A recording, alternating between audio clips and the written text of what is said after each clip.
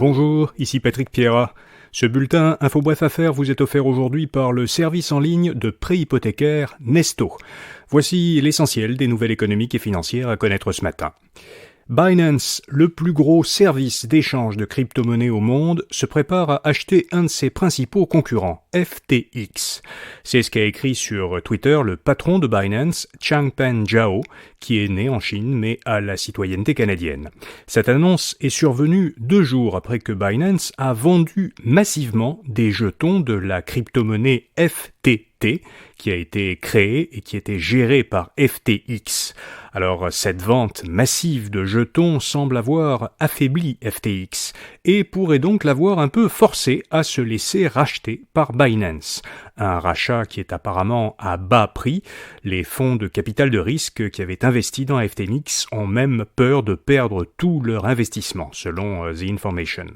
Si vous vous intéressez aux crypto-monnaies, David Saintonge, auteur du livre Tout sur Bitcoin et chroniqueur pour notre infolettre du samedi Info Bref Votre Argent, donne des détails sur cette affaire dans un article ce matin à infobref.com. Ottawa va investir 475 millions de dollars supplémentaires pour brancher 60 000 foyers éloignés à Internet haute vitesse. Cette somme s'ajoute aux 2,75 milliards de dollars qui sont déjà prévus pour brancher tous les Canadiens à la haute vitesse d'ici 2030.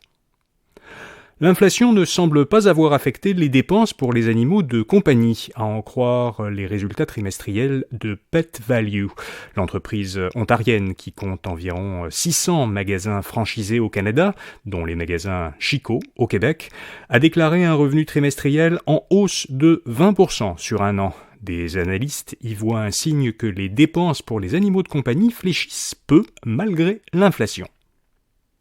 Mine Agnico Eagle est en voie d'acheter la totalité de la mine d'or canadienne Malartic en Abitibi-Témiscamingue. Agnico Eagle de Toronto détient déjà 50% de cette mine.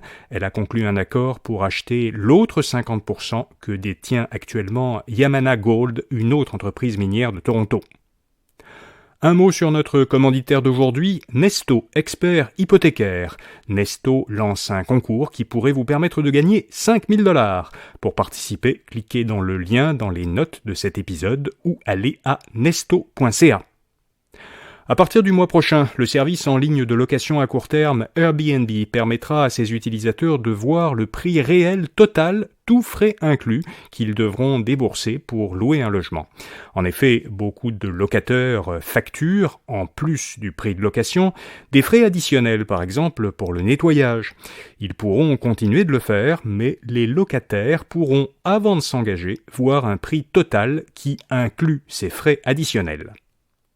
Adidas embauchera comme nouveau PDG l'actuel PDG de Puma, Björn Gulden. Depuis son arrivée à Puma en 2013, l'entreprise qui était mal en point a redressé ses activités. Gulden arrive chez Adidas, un autre fabricant d'articles de sport, alors que cette entreprise allemande éprouve à son tour des difficultés. Disney+ a gagné 12 millions d'abonnés au 3e trimestre, ce qui porte son nombre total d'abonnés à 164 millions.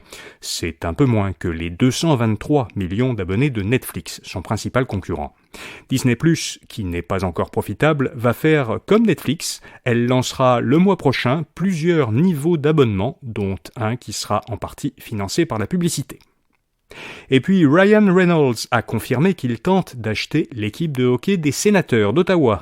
Il l'a dit en participant au Tonight Show de Jimmy Fallon sur NBC.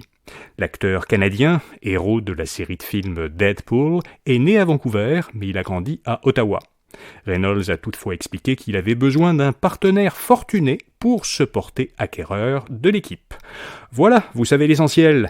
Si vous appréciez ce bulletin quotidien Info Bref Affaires, pourquoi ne pas lui donner une bonne note ou même poster un commentaire gentil dans Apple Podcast, Spotify, YouTube ou dans l'application sur laquelle vous nous écoutez. Merci d'avance et rendez-vous demain matin. Bonne journée.